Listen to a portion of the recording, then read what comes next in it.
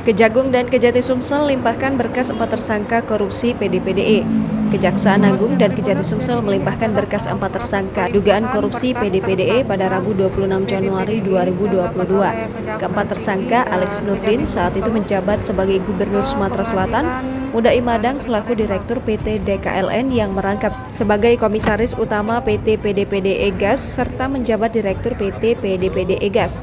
Caca Isa Saleh S selaku Direktur Utama PDPDE Sumatera Selatan periode 2008 dan A. Yaniar Syah Hasan selaku Direktur PT DKLN periode 2009. Dugaan korupsi di PDPDE sendiri merupakan mantan Gubernur Sumatera Selatan yakni Bapak Alex Nurdin, dan hari ini pelimpahan berkasnya dilakukan oleh Kejaksaan Agung dan Kejati Sumsel.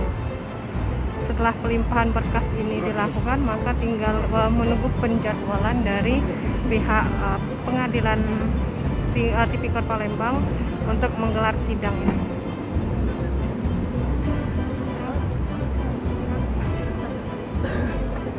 Geser dapat lain geser ya.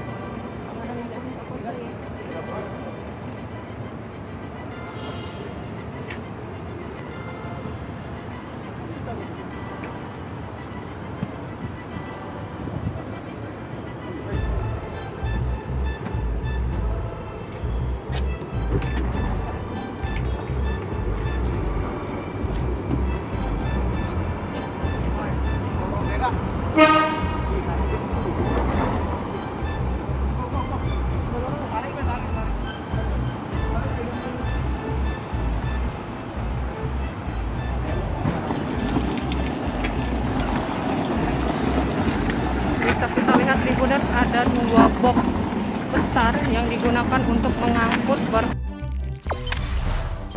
Jangan lupa subscribe, share, komen, dan like ya.